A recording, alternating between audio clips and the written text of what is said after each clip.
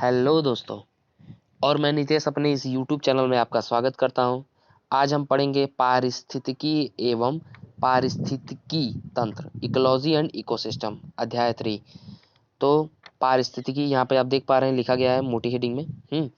तो सबसे पहले पारिस्थितिकी जानने से पहले ये जान लीजिए कि पारिस्थितिकी के जनक कौन है। ठीक है, तो पारिस्थितिकी के जनक को पी ओद्रिम माना गया है। जो पारिस्थितिकी के जनक हैं वो पी ओद्रिम है।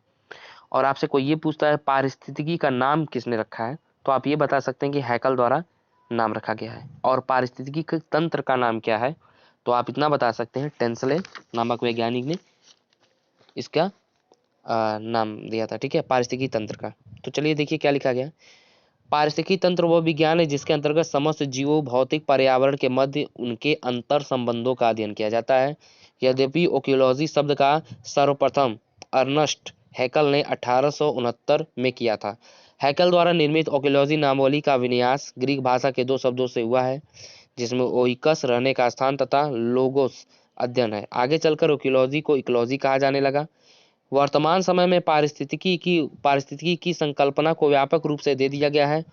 अब पारिस्थितिकी के अंतर्गत न केवल पौधे एवं जंतुओं तथा उनके पर्यावरण के बीच अंतर संबंधों का ही अध्ययन किया जाता है, वरन मानव समाज और उनके भौतिक पर्यावरण की अंतर क्रियाओं का भी अध्ययन किया जाता है।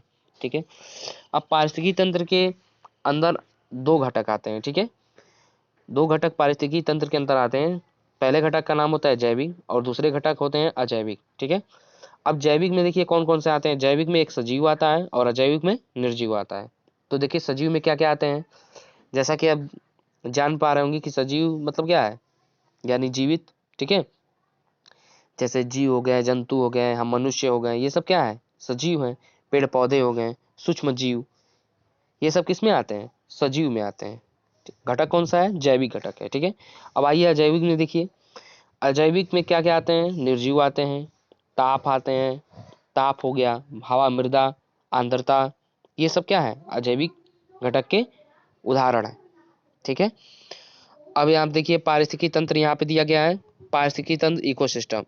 देखिए पारिस्थितिकी तंत्र शब्द का प्रयोग एजी टांसले द्वारा वर्ष 1935 में किया था। मैंने पारिस्थितिकी तंत्र बताया ना आपको कि किसने नाम रखा था, तो बताया था आपको। ठीक है, सामान्य रूप से जीवमंडल के सभी संगठकों समूह जो पारस्परिक क्रिया में सम्मिलित होते हैं पारिस्थितिकी तंत्र कहा जाता है। यह परितंत्र प्रकृति की क्रियात्मक इकाई है जिसमें इसके जैविक तथा अजैविक घटकों के बीच होने वाली जटिल क्रियाएं सम्मिलित होती हैं। अब देखिए यहाँ पे सौर ऊर्जा प्रथम पोषण स्तर, उत्पादक वायु पोषण पोषक तत्व प्लस जल, मृदा प्राथमिक उपभोक्ता, द्वितीय पोषण स्तर सर्वाहारी या सर्वोच्च उपभोक्ता, सर्वोच्च पोषण स्तर तृतीय पोषण स्तर द्वितीयक उपभोक्ता, चतुर्थ पोषण स्तर तृतीयक उपभोक्ता, अपघटक मृदा। अब यहाँ पे देखिए क्या दिया गया है।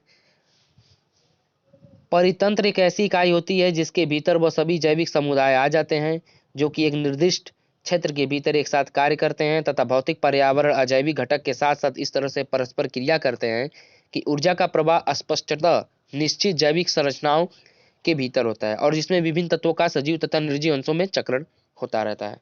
ठीक है, यहाँ पे देखिए मोटी हेडिंग में दिया गया है, जैसा कि आप देख पा रहे हैं, पारिस्थितिकी तंत्र की विशेषताएं, कैरेक्टरिस्टिक्स ऑफ इकोसिस्टम। अब देखिए विशेषताएं क्या क्या है। यह संरचित एवं सुसंगठित तंत्र होता है। पारिस्थितिकी तंत्र प्राकृतिक संसाधन तंत्र होते हैं। पारिस्थितिकी तंत्र की उत्पादकता उसमें ऊर्जा की सुलभता पर निर्भर करती है। पारिस्थितिकी तंत्र के विभिन्न प्रकार की ऊर्जा द्वारा संचालित होता है। पारिस्थितिकी तंत्र में एक खुला तंत्र है जिसमें पदार्थों तथा ऊर्जा सतत निवेश इनपुट तथा बहिर्गमन आउटपुट होता है। आकार के आधार पर इन्हें अनेक भागों में बांटा जा सकता है। तो आज के लिए इतना ही, नेक्स्ट हम पढ़ेंगे अगले वीडियो में। अगर जानकारी पसंद आए तो लाइक करें, सब्सक्राइब करें